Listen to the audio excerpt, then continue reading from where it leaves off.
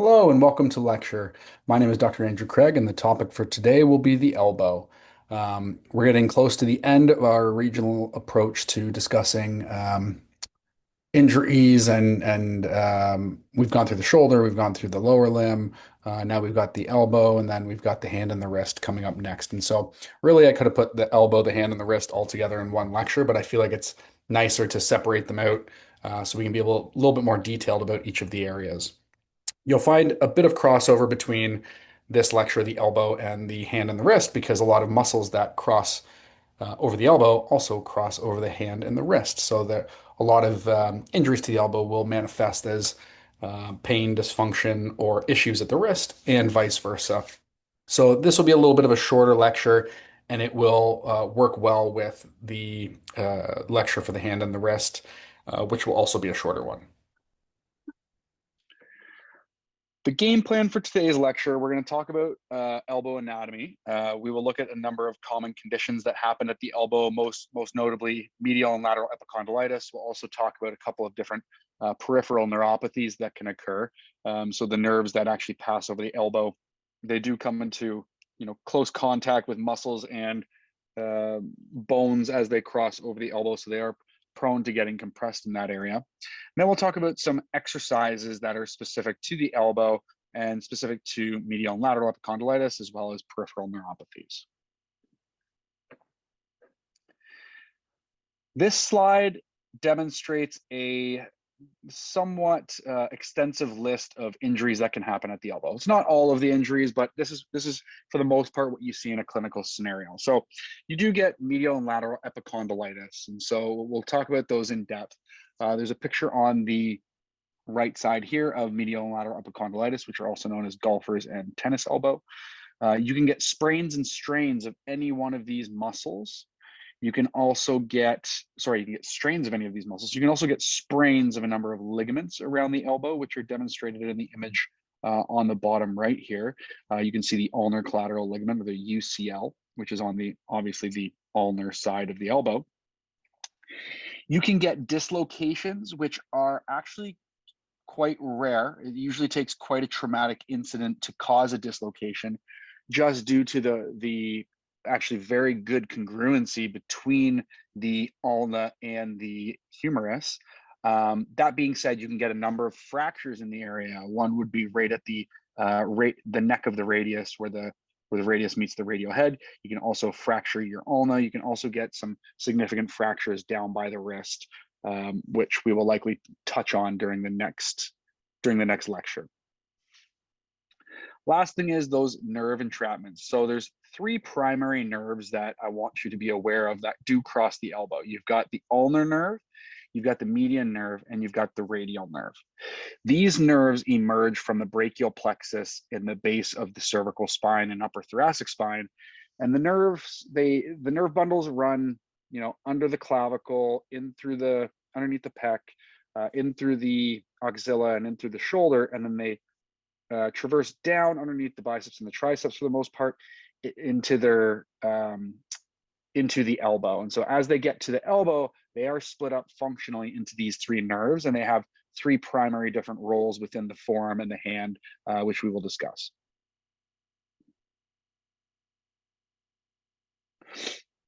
Looking at the elbow, this joint is comprised of three primary bones. So you've got the radius, the ulna, and the humerus.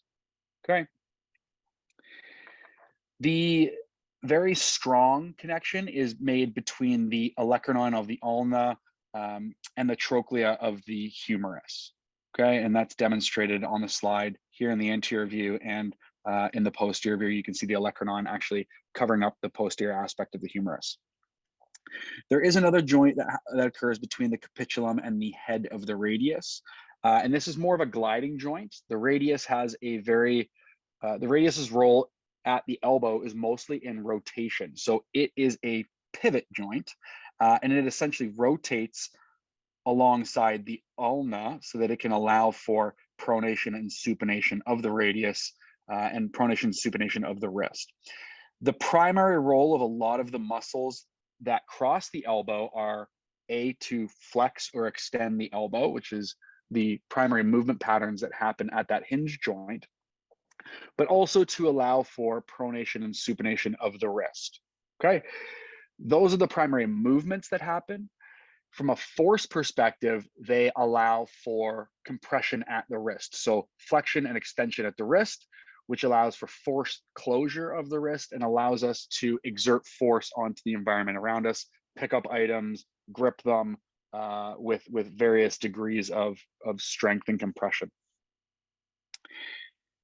The ulna and the radius are analogous to the tibia and the fibula in the lower limb because they do have that sort of parallel structure where they run along the same axis. They also have an interosseous membrane that connects the two bones, okay? So within this interosseous membrane, this helps to break up the arm into its functional compartments. So there's various compartments within the forearm. You also have nerves that will sort of jut in and out of the interosseous membrane, which can provide areas of compression on those nerves and cause some issues. Okay.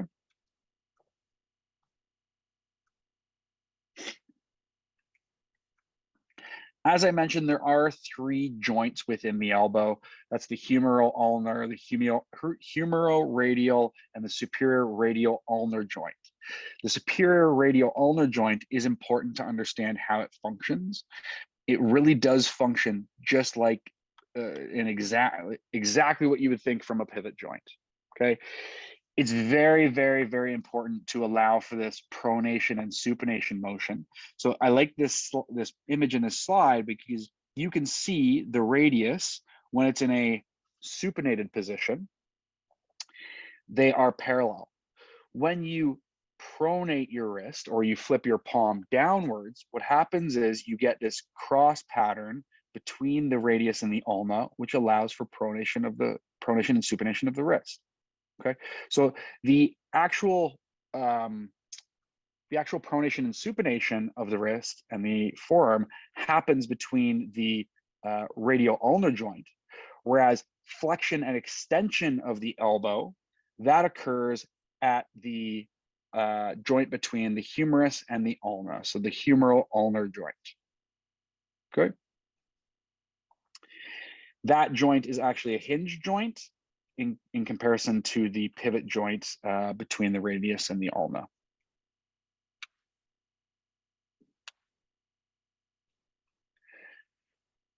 Clinically, we have 3 primary ligaments that we concern ourselves with at the elbow whenever we're doing some sort of testing at the elbow or we're trying to do some sort of rehab to the elbow joint. We look at the ulnar collateral ligament, the radial collateral ligament, and the annular ligament, okay?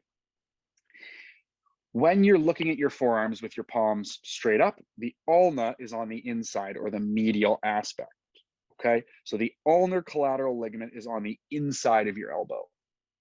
The radial collateral ligament is on the lateral aspect of the ulna, okay? Or sorry, lateral aspect of the elbow. And the annular ligament is also on that lateral aspect, okay? Because the annular ligament is quite a unique one. It is the ligament that holds the radius tight to the ulna. So you can see it in this image here. Within that ligament, you get rotation of the radial head, which allows for that pronation and supination pattern of the 2 bones to interact. You've also got a number of bursas at the elbow. So there's a lot of movement happening there with everything you do. So we need some lubrication to prevent any sort of tendonitis from happening in that area. With those bursas being present, there is also the potential for them to become inflamed. They can actually kind of explode into very, very large inflamed bursas. Primarily the olecranon bursa, which is at the back of the elbow, can become inflamed with highly repetitive elbow extension tasks. And it's what we call dart thrower's elbow. You can also get a irritation to the bursa that underlays the triceps tendon. This will happen a lot with people who do, you know, I see it a lot in people who go to the gym and are doing a lot of bench press, dips, push-ups, those sorts of things. Okay.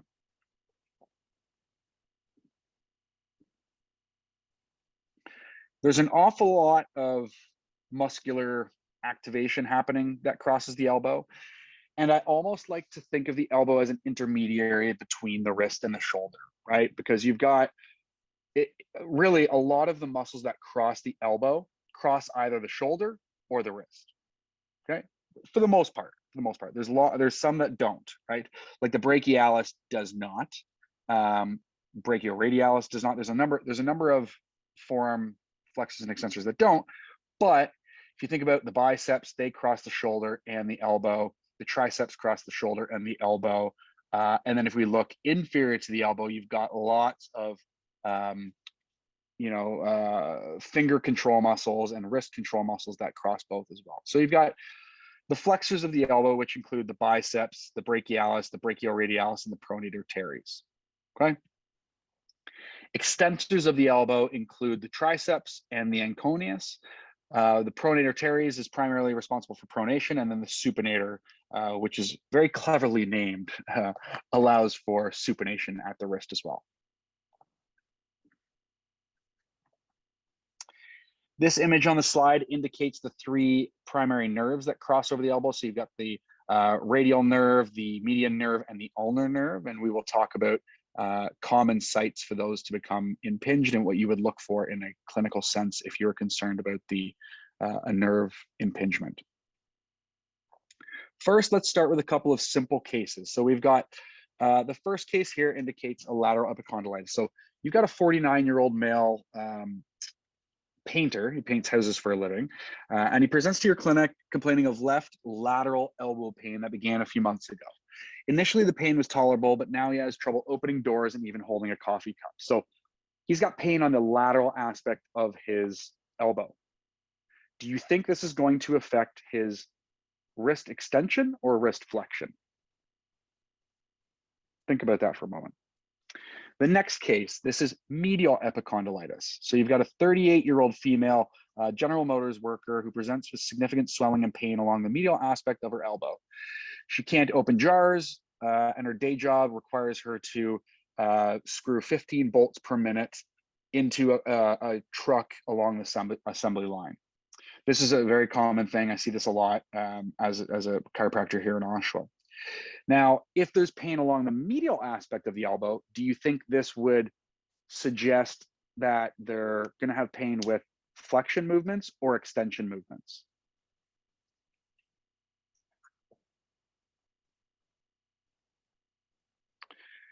So if we're looking at medial and lateral epicondylitis together, they are a tendinopathy. So you've got tendinitis or tendinosis. Okay. Remember, itis means acute inflammation. Osis means chronic inflammation, and tendinopathy is just an umbrella term for both. Medial and lateral epicondylitis always present with pain at the elbow. It's very, very easy to pinpoint where the pain is with simple superficial palpation. And a lot of times the person will tell you a very vivid story that, the inside of my elbow hurts. It happened because I was in a baseball tournament. I threw a whole bunch of balls. It hurts whenever I grip things, or if I'm trying to open a pickle jar or something like that. So it's a very, very, they paint you a very vivid picture because it's either one or the other in most cases. This condition is usually gradual. It's got a progressive onset. Sometimes there's inflammation and redness over the area. They might be constantly massaging their forearm flexors or extensors, depending if it's medial or lateral epicondylitis. And they can develop these micro tears in the forearm that can lead to degeneration over time. And so very highly repetitive, people who do highly repetitive tasks, just like General Motors or pitchers, they will degrade this over time, and you can create a very severe tendinopathy that can build up to a calcific tendinopathy, or it can even require surgical intervention. Let's look first at medial epicondylitis, okay?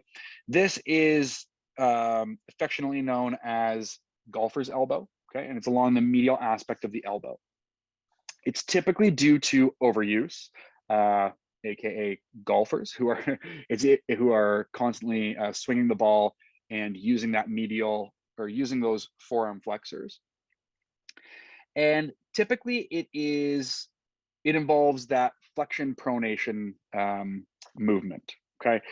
It happens most often in a golfer's trail arm as they're coming through to cause that flexion movement. And it's going to impact a lot of diverse little flexion activities at the elbow. So it affects the common flexor tendon, which involves the pronator teres, the flexor carpi radialis, the palmaris longus, the flexor carpi ulnaris, and the flexor digitorum.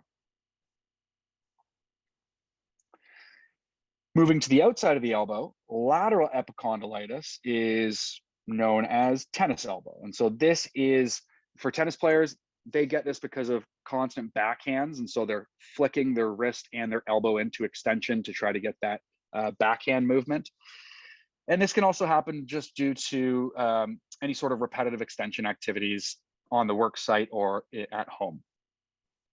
Most commonly, this injury involves the extensor carpi radialis brevis and the common extensor tendon. It's actually the most common cause of elbow pain. Personally, I find if it's acute, subacute, or just entering chronic stages, I find acupuncture incredibly effective for this. Off the top of my head, I don't have any literature to support it. It's mostly anecdotal from my experience within the clinic. However, I find it gives good pain relief. It also helps to reduce hypertonicity at the elbow, and it gives the person a sense of improved strength after you've done a session of acupuncture. And maybe later on in the course, we can discuss the mechanisms of how acupuncture works as well. So again, this is the most common cause of elbow pain, and it's going to involve that common extensor tendon that involves the extensor carpi radialis brevis, the extensor carpi radialis longus, the extensor digitorum, the extensor digiti minimi, the extensor carpi ulnaris. And so there's lots of muscles that can be impacted due to lateral epicondylitis.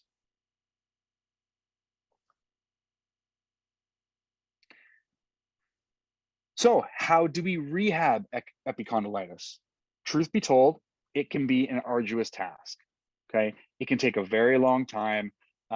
If you do not remove the causative factor or the causative agent, this will not get better, or it will take an incredibly long time to get better, okay? You need to identify the reason for the epicondylitis developing in the first place and remove it. I often say rest, not total rest, just rest from the offending activity. What has bothered it? That's what we need to sort of take you out of for the time being. If they're in excruciating pain, if there is acute swelling, acute inflammation, we're looking for pain reduction techniques in the first, as our first line of defense.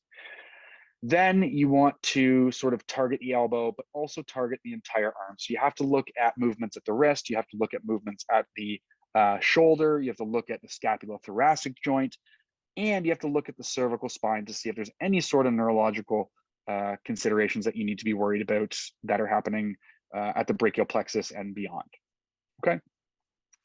Typically, your rehab strategy will start with passive, so try to use passive modalities and get them to do some active rehab and active movements of their arm.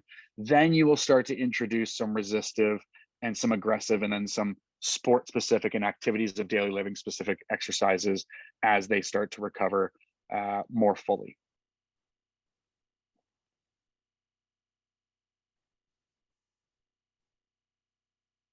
Peripheral neuropathies are another very common condition. And for the most part, when I see peripheral neuropathies at the elbow, their symptoms aren't at the elbow. They may have some localized pain, but what they are going to experience is radiating symptoms into their forearm and into their hand.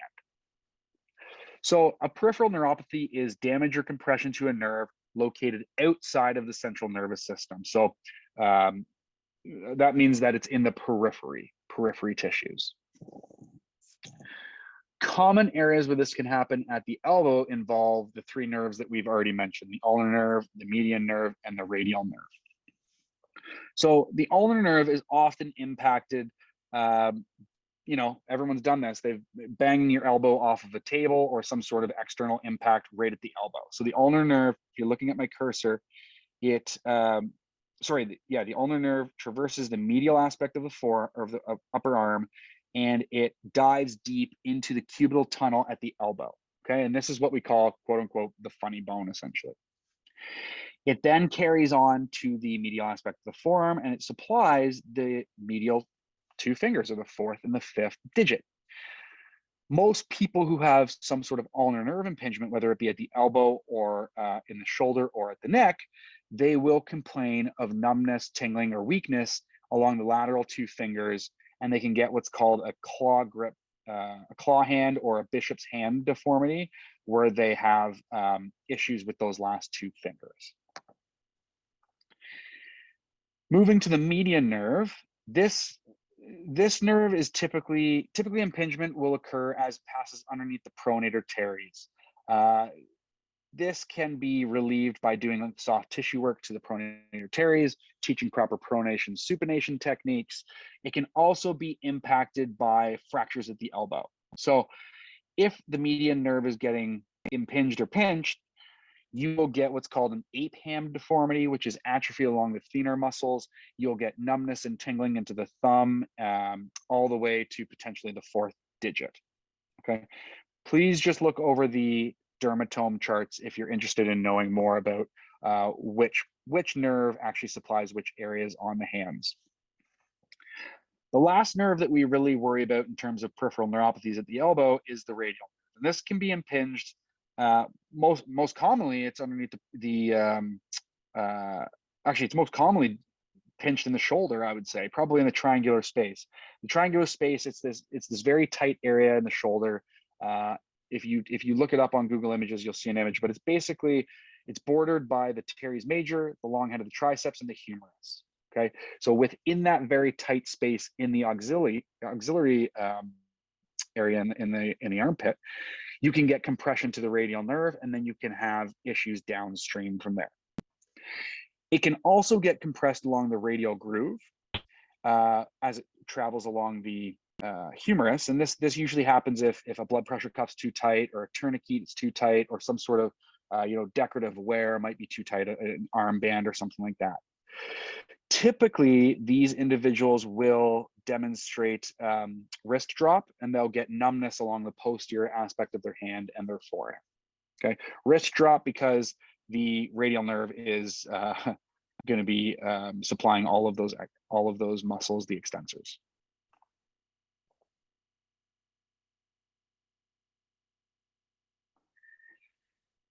A counterforce brace, apologies, this is probably better suited in the section for epicondylitis, but a counterforce brace can be very, very helpful for medial and lateral epicondylitis. What it does, you can see here, this individual has a pressure point located along the lateral aspect of the elbow. What this does is it changes the pivot point of the extensor tendon. Okay, so it takes that, if there's a lot of inflammation to the extensor tendon, it places compression distal to the extensor tendon. So it takes the focus directly off the tendon, can help to relieve any sort of pain, and it can actually give some mechanical advantage to the forearm. Very, very effective for both tennis elbow and golfer's elbow. Oftentimes, I will say, use this if you need it, but don't use it if you can get away without using the elbow brace. And this sort of goes along with my recommendations for mostly any brace for musculoskeletal care. And I don't believe we've discussed it, but I'll bring it up now. Individuals who use a brace for any sort of musculoskeletal injury should only be short term, okay? It's only to provide support to allow for the proper healing processes to happen and for the proper inflammatory cascade to occur, okay?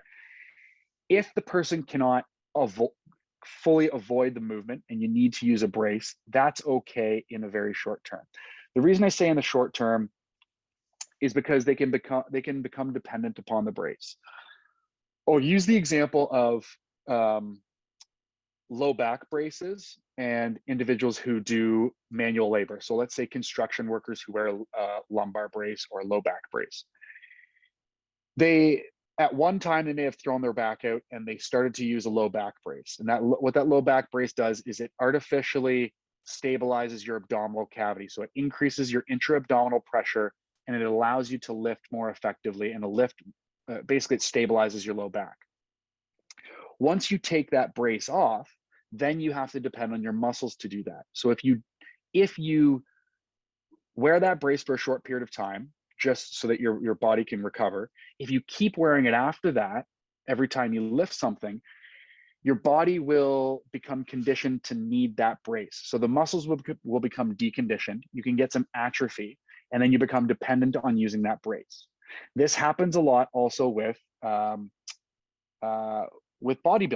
or powerlifters, sorry.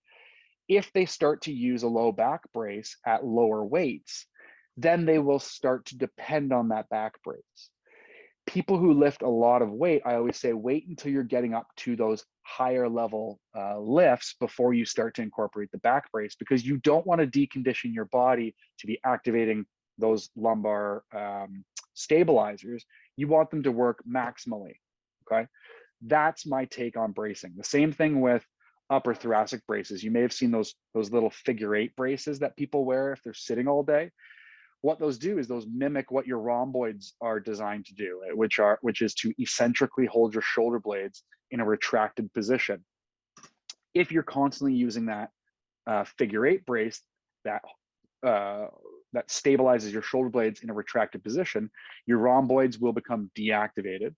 They will there might be a slight neurological switch where you're not actually activating them properly, and then you start to become dependent on the brace. Okay, so I apologize about the rant, but that's my personal opinion on bracing and my interpretation of how braces can become negative in the long term. Back to the elbow. Okay, so how do we go about rehabbing this? So we're going to stretch. Stretching is going to be the initial foundation of what we're doing. Okay, you can use soft tissue work. I often recommend to individuals that they should utilize a lacrosse ball or a baseball in a longitudinal pattern from the elbow along the muscle bellies to provide some soft tissue release to their forearm flexors or extensors. And then you're going to stretch the daylights out of the forearm flexors and extensors. Okay, so when you are stretching the flexors, you're going to do this by applying wrist extension. Okay, by extending the wrist, you are stretching those forearm flexors along the inside of your forearm. This should be done both with the elbow flexed and with the elbow extended, because you want to stretch the muscles that do cross the elbow, but you also want to stretch the muscles that don't cross the elbow. Okay, you can also do what's called the prayer stretch, which I'll show you, and the forward lean stretch, which I'll show you in the next slide as well. The forearm extensors is the exact opposite. So you're going to stretch the wrist into flexion, and you're going to do that with the elbow flexed and extended. You can do the reverse prayer stretch, and you can do a backwards lean, really, I guess would be the way to call it. Again, using a lacrosse ball can be very helpful, and you can always do the forwards and the backwards lean against a wall. Here are those stretches in a visual representation. So on the left, we have stretching the forearm flexors. This is the most typical one on the bottom left, where the individual here is extending their wrist. They're doing it with their elbow extended as well. You would want to do this with your elbow flexed additionally. So a lot of times if I provide this one to the individual, I'll also give them the prayer stretch, which is indicated underneath my cursor here. You start with your hands at about nose height or above, and you bring the hands down towards your waistline and keep the base of the palms of the hands together. Okay, this will help to stretch those forearm flexors. You can also do a forward lean. You can do this on the ground. I often tell people to do this on a desk or on a chair as well. Okay, again, make sure that you keep the base of the palm on the ground when you do this. To stretch the extensors, we do the exact same, just the opposite. Okay, so we have our hands going into flexion here, and flexion here. So this is a reverse prayer.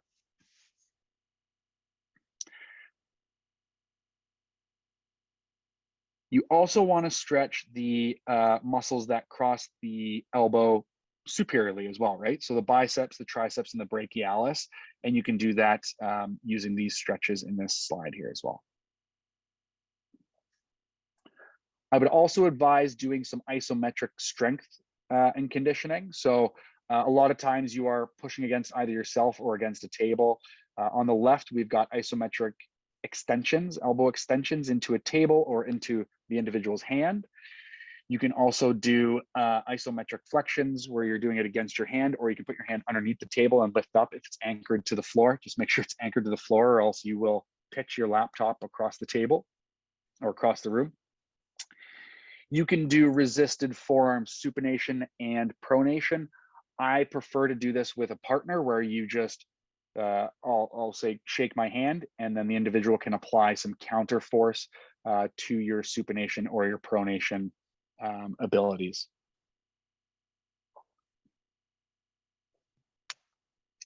It also helps to do some eccentric strength training.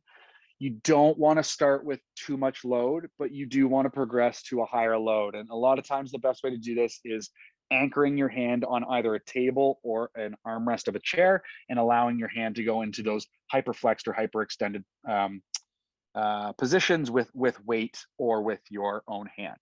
And remember, when it comes time, when your goal is eccentric exercises, you always want to use your other hand to help the concentric phase. So if you are lifting weights or if you are using bands, use your opposite hand to remove that concentric resistance when you need to bring the weight back up. Okay. This here, this pronation and supination movement is one of my favorites. I call it a hammer pronation supination. And so individuals at home, they could just, whatever they have in their garage, if they have a hammer, there's a weight on the end of it, right? And so the more you choke up to it, the less weight that you'll feel, but you can do very slow and controlled pronations and supinations with a hammer to train those flexors and extensors, or sorry, to train those supinators and pronators. You can also get these Tyler twist rods, which are excellent. They are foam, and the different colors of rods actually indicate different tensile force. So the individual can practice forearm flexions and forearm extensions against a resisted band or against a resisted foam device. We have those in the clinic, and they're excellent. Lastly, you start to incorporate some concentric strength, and you do this with you can do this with free weights, you can do this with bands, you can do this with any sort of, whatever your flavor is for concentric exercise, but it should sort of be the last thing that you're incorporating. And you can see here, there's that supination pronation movement. You can just use a hammer for this as well. The last thing is going to be aggressive plyometric movements and any sort of movements that require any sort of oscillations. Doing this on a wobble board can be great. Doing it on a trampoline can be great. Building up the strength using different surfaces helps to create a perturbation to the elbow and forces you to stabilize in appropriate manners. I hope you enjoyed that lecture about the elbow. Again, it's a bit of a shorter lecture with the elbow and the wrist, but they'll flow very well into each other. Hopefully somebody knows who this is. It's a famous gentleman from Oshawa, and it's topical to the elbow with dart thrower's elbow. Anyway, I hope you have a great day, and I will catch you during our next webinar.